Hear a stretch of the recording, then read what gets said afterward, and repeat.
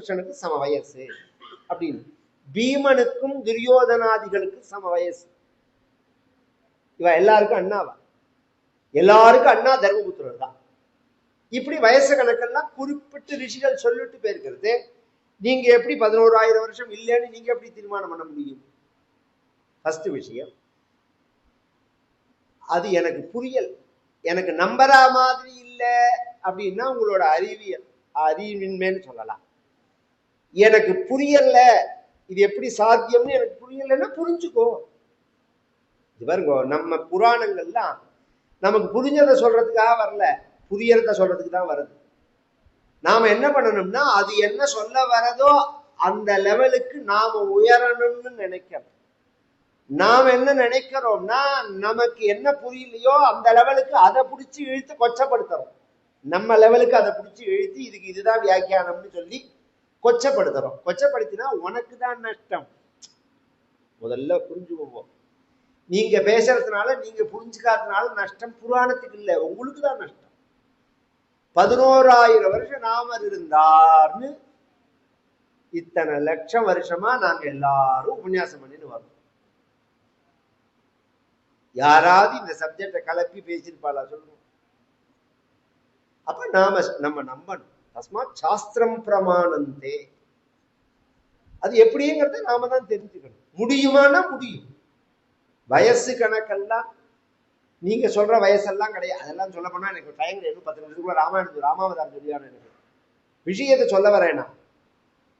11,000 வருஷம் ராமர் இருந்துட்டு போனார் அப்படின்னு ஒண்ணு இந்த சம்ஷேப ராமாயணத்தை சொல்லிவிட்டு ஒரு பலஸ்ருதி சொல்றார் நாரதர். இதம் பவித்ரம் பாபக்னம் புண்ணியம் வேதைஷ்ட சம்ஹிதம் எப்படேத்ராமச்சரிதம் சர்வ பாபி பிரமுச்சியதே.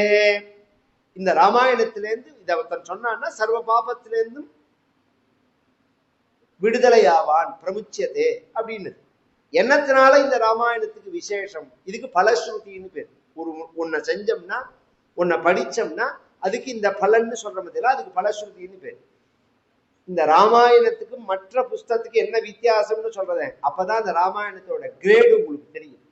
மற்ற புஸ்தகத்துல பாராவுக்கு பாரா பலஸ்ருதி இருக்கும், அத்தியாயத்துக்கு அத்தியாயம் 4 வரிக்கு ஒரு தடவை பலஸ்ருதி இருக்கும். இந்த ராமாயணம் 24,000 ஸ்லோகத்துல 5 2 3 4 5 இடத்துல தான் பலஸ்ருதி. இது சதாப்தி மாதிரி எல்லா ஸ்டேஷன்லையும் இருக்காது. 5 இடத்துலதான் இந்த சம்ஷேப ராமாயணம். இதை விட்டேன்னா அதுக்கு அடுத்தது முருகன் பிறந்த இடம் பலஸ்ருதி வரும். அதுக்கு அடுத்தது ஆதித்ய ஹிருதயம் தான். வேற எங்கேயும் பலஸ்ருதி கிடையாது. இதை பத்தி பலஸ்ருதி மற்ற புராணங்கள்ல சொல்லி இருக்கு, ராமாயணத்துல கிடையாது. கிஷ்கிந்தா காண்டம் வாசிச்சா என்ன கிடைக்கும், சுந்தரகாண்டம் வாசிச்சா என்ன கிடைக்கும், ராமாயணத்துல கிடையாது. ஸ்காந்தத்துல அவ்வளவு சொல்லியிருக்கு. சுந்தரகாண்ட பாராயணம் பண்ணினா என்ன பலன் வரும்னு அவ்வளவு சொல்லியிருக்கு. ராமாயணத்துல கிடையாது. ராமாயணத்திலேயே இதை படிச்சா இன்ன பலன்னு சொல்ற இடம் 5 இடம் தான். ஒண்ணு சம்ஷேப ராமாயணம், மற்றொன்று ஸ்கந்தோத்பத்தி, கங்க உற்பத்தியான கையோட முருகன் பிறந்த கதையை சொல்றாள் பார்த்தீங்களா, அந்த இடத்துக்கு உண்டு. 3வது ஆதித்ய ஹிருதயத்துக்கு உண்டு. 4வது ராம பட்டாபிஷேகத்துக்கு உண்டு. பட்டாபிஷேகத்துக்கு புத்திரகாமஸ்து புத்திரான்மை தனகாமோ தனானிச்சா குடும்ப விருத்தியும் தனதானிய விருத்தியும் வம்ச விருத்தி எல்லாம் ஏற்படும் அப்படிங்கிறதெல்லாம் சொல்லிடும். 5வது உத்தரகாண்டம். இதை சொன்னார். சொல்லி முடிச்சுட்டு நாரதர் கிளம்பி போயிட்டார். இந்த ராமாயணத்தை நீ மனசுல வாங்கிக்கோ, இதை விஸ்தாரமாக நீ எழுதுன்னு சொல்லிட்டு போயிட்டார். மத்தியானம் திரிகால சந்தியாவந்தனம் ஆடி திரிகால ஸ்நானம் நம்ம வைதிக தர்மத்துல கார்த்தால ஒரு ஸ்நானம் பண்ணணும். அதுக்கப்புறம் மாத்தியான்யம் பண்ணிட்டு ஒரு ஸ்நானம் பண்ணணும். அதை கொஞ்ச நாள் முன்னாடி ஸ்ரார்த்தத்தும் போது அதை அனுஷ்டானம் பண்ணிருந்தோம். நாம இன்னைக்கு எத்தனை பேர் பண்றான்னு தெரியாது. 2 ஸ்நானம் 1 ஸ்ரார்த்தத்துக்கு, அதுவா தெரியாதா? 2 ஸ்ரார்த்தத்தை அன்னைக்கு 2 ஸ்நானம் பண்ணணும். காத்தால ஒரு ஸ்நானம் பண்ணிட்டு அந்த வேஷ்டியை உணர்த்திட்டு 10 மணிக்கு எண்ணெய் கொடுத்துட்டு இன்னொரு ஸ்நானம் பண்ணிட்டு அப்புறம் இந்த வேஷ்டியை நாம ஸ்நானம் பண்ணிட்டு இந்த வேஷ்டியை கட்டிக்கணும். முத நாள் உணத்தின வேஷ்டி எல்லாம் கட்டக்கூடாது, 2 சூரியன் பட்டா அது விழுப்புது. அதனால கார்த்தால உணத்தின வேஷ்டியை தான் கட்டணும். 3வது ஸ்நானம்ங்கிறது சாயங்காலம். இந்த மாத்தியானிக ஸ்நானத்துக்கு இவர் கிளம்பி போறார். தமசேன்னு ஒரு நதி, கங்கையோட ஒரு கிளை தான். அந்த நதிக்கு போறார். இவரும் இவருடைய சிஷ்யர் பரத்வாஜரும் அந்த கரையில நின்று ஒரு நிமிஷம் இந்த மாதிரி என்ன பண்ணினோம் அப்படின்னே தெரியாம வாழற காலம் கிடையாது. இன்னைக்கு சாப்பிட்டு கிளம்புறவனை கூப்பிட்டு கேட்டா உங்க அதுல என்ன சமையல்னா என்ன சமையலாங்கிறான். ஏன்னா அவ்வளோ பரப்பு, அவ்வளோ அவசரம், அவ்வளோ டென்ஷன், அவ்வளோ பிஸி. இதுல பெருமை வேற. அதுக்கு பேர் பெருமை. நிதானத்துக்கு தான் பெருமை. மனசு அடங்கிறது தான் உயரும். என்ன பண்ணாலும் எப்ப பண்ணாலும் யாரை பார்த்தாலும் அப்படி பார்த்த உடனே நீங்க சௌக்கியமா இருக்கீங்களா அப்படின்னு கேட்கணும். அதுக்கு ஒரு உதாரணம் சொல்றேன். நான் பரமாச்சாரியாள்கிட்ட அனுபவிச்சதுனால சொல்றேன். அந்த அனுபவம் இப்ப பாலபெரிவாள்கிட்ட உண்டு. நீங்க ஒரு 6 மாசம் முன்னாடி பாலபெரிவாளை பார்த்து ஒரு சப்ஜெக்டை பேசிட்டு அப்புறம் நீங்க 6 மாசம் கழிச்சோ அல்லது 6 வருஷம் கழிச்சோ பாலபெரிவாளை போய் பாருங்கோ, அன்னைக்கு என்ன பேசினாலும் அந்த சப்ஜெக்டை பேசுவாங்க. உங்களை பார்த்த உடனே நமக்கு அவளையே எங்க பார்த்தோன்னு புரியாது. ஒரு நாளைக்கு எத்தனை பேர் வரா மடத்துக்கு, எத்தனை பேர் வரா, எத்தனை டிவிஷன். வெறும் திருப்பதி மாதிரி வெறுமனை வந்துட்டு தரிசனம் பண்ணிட்டு போற கூட்டம் இல்ல. அத்தனை பேரும் ஆச்சாரியாலோட உத்தரவுக்காக வரா. பெரும்பாலா இந்த ஊர்ல இதை பண்றதா இருக்கும், இங்க அதை பண்றதா இருக்கும், அப்படி பண்றதா இருக்கும். ஆச்சாரியால் இத்தனை பேருக்கும் ஆச்சாரியால் அனுகிரகம் பண்றா அதை பண்றதுக்கு. அப்ப அத்தனை சப்ஜெக்டையும் கேட்டாகணும். கேட்டதோட இல்லாம எத்தனை வருஷம் கழிச்சு ஞாபகம் வச்சுக்கணும்னா எப்படி வச்சுக்க முடியும்னா அதுக்குதான் ஞானம்னு பேரு, அதுக்குதான் பிரம்மச்சரியம்னு பேரு, அதுக்குதான் யோகம்னு பேரு, அதுக்குதான் தபஸ்ன்னு பேரு. வித்யா யோகேன ரட்சியத்தே அப்படின்னு. இவர் நிதானம் அப்படி கரையில நின்று பார்க்கிறார். அப்ப கிரௌச்சம்னு சம்ஸ்கிருதத்துல சொல்லக்கூடிய பட்சி, அன்றில்னு பேரு. 2 பறவை ஒரு மரத்துல, அது எப்போதும் ஜோடியா தான் இருக்கு. அன்றில் பறவை பிரியாது, ஆண் பெண் எப்போதும் ஜோடியா தான் இருக்கு. அது மாதிரி இருக்கிற பறவையை பார்த்துட்டே இருக்கார். பகவத் சிருஷ்டியில அத்தனை விசித்திரம், ஆச்சரியம். ஒரு வேடுவன் வேட்டையாட வந்தவன் இவர் பார்க்காத இன்னொரு வியூல இருந்து ஒரு பானத்தை போட்டு அந்த 2 பறவையில ஒன்ன அடிச்சுட்டான். அது கீழே விழுந்து ரத்தம் செதறி இப்படி துடி துடிச்சு செத்து படுது. அந்த இன்னொரு பறவை இருக்கு பாருங்க, அது பெண் பறவை. அது ரெக்கையை அடிச்சுன்னு தவிக்கிறது. ததக்கருணவேதித்வாத் அதர்மோயமிதி த்விஜஹா. இத பார்த்த உடனே இவருக்கு தாங்கல. ஹிருதயத்துல கருணை இருக்கிறதுனால ஹிம்சைய பார்க்க முடியாது. அந்த காலத்திலேயே யாராவது பசு மாட்டை அடிச்சாலும் அடிக்காத பாம்பா. மாட்டுக்காரன் அவன் மாட்டை அவன் அடிக்கிறான், வீட்டுக்காரன் சொல்லுவான் அடிக்கக்கூடாது. சரி சாமியும் ஆகணும். ஏன்னா அந்த அதர்மத்தை நாம பார்க்க முடியாது இன்னி பரியந்தம். அது மாதிரி மனப்பக்குவம் உள்ளவாளுக்கு சொல்றேன் நான், ஒரு ஹிம்சைய பார்க்க முடியாது அப்படிங்கறது. இன்னைக்குமே எத்தனை பேர் தாத்தா பாட்டி எடுத்துன்னு பாருங்க, கொஞ்சத்துக்கெல்லாம் எல்லாம் சரியா இருப்பா. டாக்டர்கிட்ட ஊசி போடணும்னா நான் எடுத்துன்னு போக மாட்டேன்பா. அந்த குழந்தைக்கு ஊசி போட்டா அது அழுவும் என்னால பார்க்க முடியாது. நானே இன்னி பிறந்த என் குழந்தைக்கு, என் பேத்திகளுக்கெல்லாம் மொட்டை கிட்ட அடிச்சு ஊசி போறதுக்கெல்லாம் நான் பக்கத்துல இருக்க மாட்டேன். அது அழுதா நமக்கு தாங்கவே தாங்காது. அது சிரிச்சே பார்த்துதான் நமக்கு பழக்கம். அது மாதிரி ஒரு வாழ்க்கை முறை. அதுக்காக சொல்றேன், ஹிம்சைய பார்த்து பழகவே கூடாது. இப்ப ஹிம்சைய பார்த்து சந்தோஷம் சேனல்லாம் வேற. அது புதுசு புதுசா அதை கொலை பண்றது எப்படிங்கிறதுக்குலாம் சேனல். அதுக்கு அதை பார்த்து சந்தோஷம் வேற.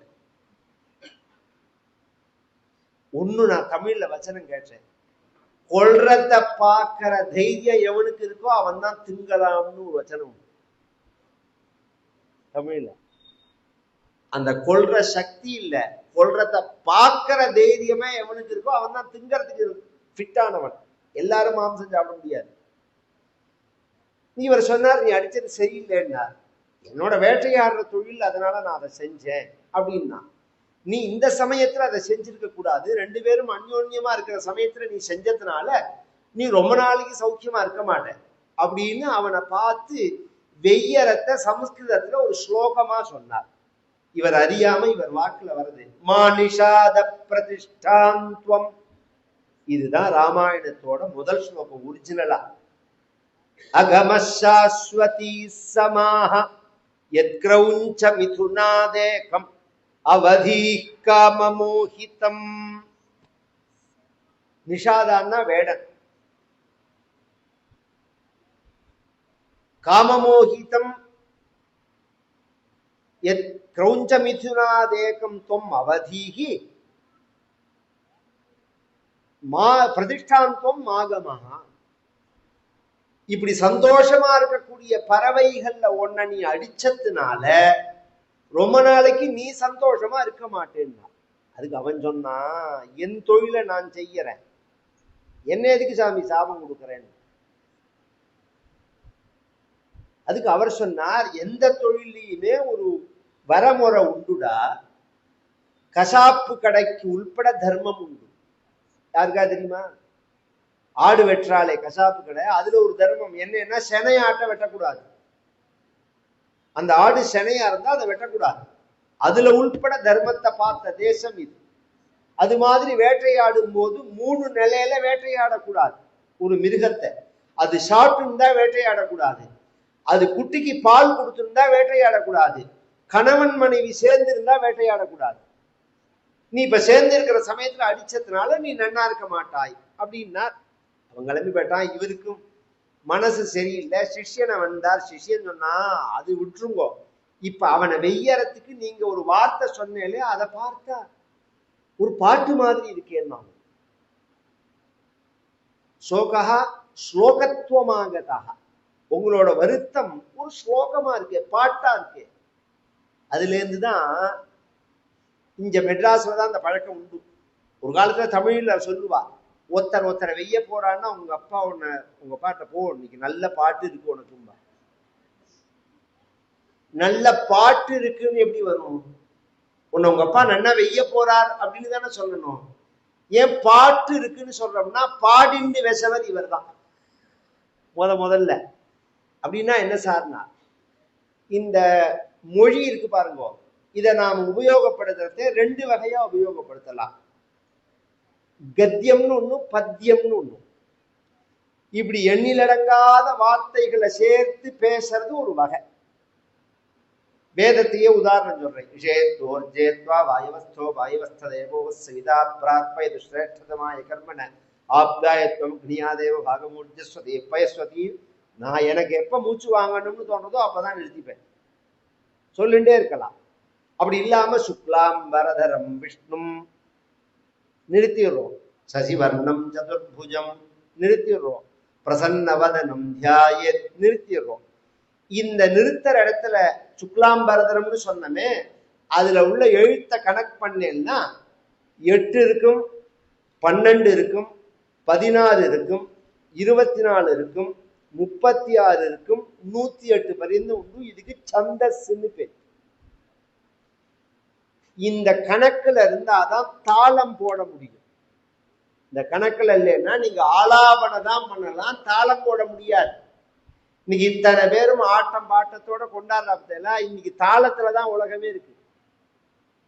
நான் சோலோவா ஆலாபனம் பண்றேன்னா கூட்டமே வராது. இந்த ட்ரம்ஸை வச்சிருந்து நான் பாடுறேன் பஜனை பண்றேன்னு சொல்லி பாருங்க, ஃபுல்லா கூட்டம் இருக்கும். நான் பாடுற சப்தமே என்னன்னு தெரியாதுக்கு கூட்டம் வரும். ஏன்னா அந்த ரிதத்துக்கு, அந்த அந்த தாளத்தோட ரிதத்துக்காக குழந்தைகள் கூட குதிக்கும். கவனிச்சிடலாம். இது ஒரு காலப்பிரமாணத்தை அடிப்படையா கொண்டது. உலகத்தோட இயக்கம் காலப்பிரமாணத்துல இருக்கிறதுனால இது சுபாவமா நமக்கு இருக்கிறது நியாயம்தான். அதை விட்டுருவோம். நாம சொல்ல வர விஷயம், இதை முதல்ல அறிமுகப்படுத்தினவர் வால்மீகி தான். இவர் சொல்லலைன்னா இந்த சிஸ்டம் யாருக்குமே தெரியாது உலகத்துல. இது முதல்ல அவர் வாக்குல வந்தது எப்படின்னு அவருக்கே புரியல. வீட்டுக்கு வந்து பாக்குறார், பிரம்மா உட்காந்துருக்கார்.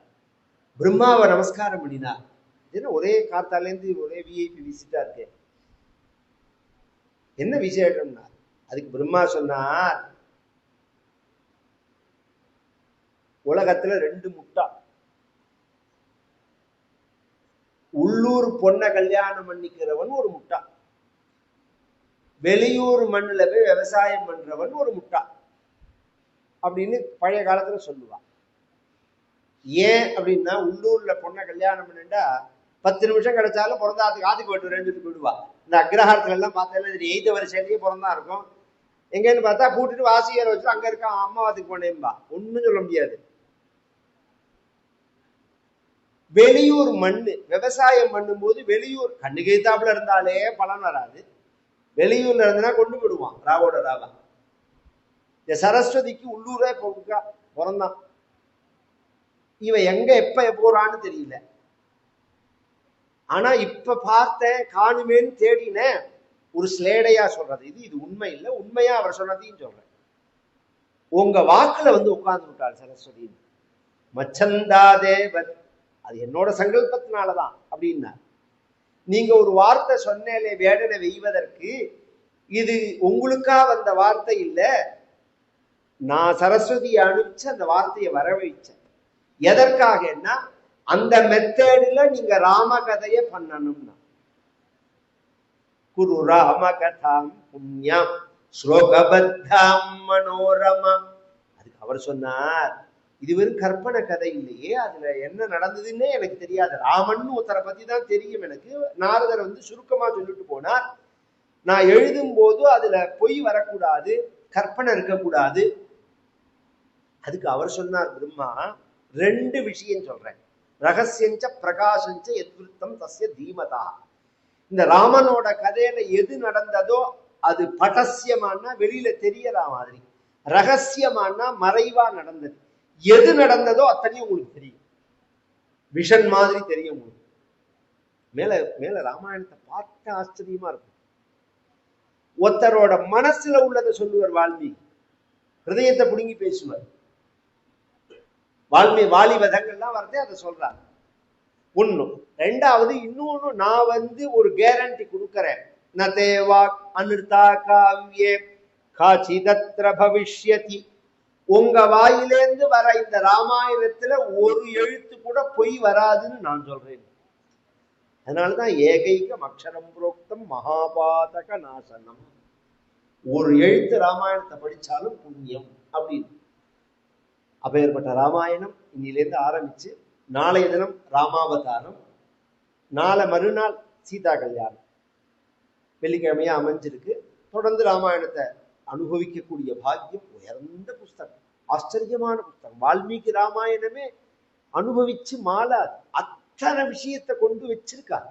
மனித வாழ்க்கைக்கு தேவையான அத்தனை விஷயங்களை கொண்டு வச்சிருக்கார். எல்லாத்துக்கும் மேல ராம குணானுபவம், ராம ஸ்மரணம், ராமச்சரணத்துல பக்தி, இது இயல்பாவே வரும் ராமாயணம் கேட்டா. அதுதான் ராமாயணத்துக்குள்ள ஒரு விசேஷமே. பக்தி வந்துடும். இப்ப பாகவதம் கேட்டா பக்தி வரும், ராமாயணம் கேட்டா ராம குணம் வரும். பக்தி ஒசத்தி தான், அதுல ஒன்றும் சந்தேகமே கிடையாது.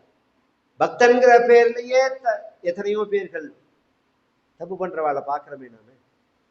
இந்த நல்லவனா இருந்தாதான் உலகத்துக்கு பிரயோஜனம், நல்லவனா இருந்தாதான் உலகத்துக்கு சுத்தி நிம்மதிங்கிறது. இந்த நாம நல்லவனா இருக்கணும்னு நாம ஆசைப்படுறோமோ இல்லையோ, நம்ம பெற்றவ ஆசைப்பட்டிருப்பா. எந்த தாய் தந்தையரும் குழந்தைகளை பெத்த உடனே அந்த குழந்தைய பத்தி 2 விஷயம்தான் ஆசைப்படுவா. இது நோனோடு இல்லாம தீர்காயுசோட இருக்கணும், இவன் நல்லவனா இருக்கணும், இப்படிதான் சொல்லுவான் எல்லாருமே. எனக்கு தெரிஞ்சு எந்த அம்மாவாது என் புள்ள ராஜாவானும், மந்திரி ஆனும், எம்எல்ஏ ஆனும், எம்பி ஆகணும்னு ஆசீர்வாதம் பண்ணுவோன்னு சொல்லியிருக்காளோ? குழந்தை தீர்காயுசோட இருக்கணும், நல்லவனா இருக்கணும். அந்த நல்லவனா இருக்கிறத தானாவே கொடுக்கும் இந்த ராமாயணம். இந்த ராமா குணங்கள் அது மாதிரி. நாளைய தினம் 6:30 மணிக்கு ஆரம்பம். கல்யாண ரூபாய கலம் ஜனானாம் கல்யாணதாத்ரே கருணா சுதாப்தே கம்பாதி இதராய வாதாலயாதீஷ நமோ நமஸ்தே. நாராயண நாராயண நாராயண நாராயண நாராயண நாராயண நாராயண நாராயண நாராயண நாராயண நாராயண நாராயண நாராயண. நாளைய தினம் ராமாவதாரம், நாளை மறுநாள் சீதா கல்யாணம். ஜானகி காந்த ஸ்மரணம் ஆஞ்சநேயமூர்த்தி.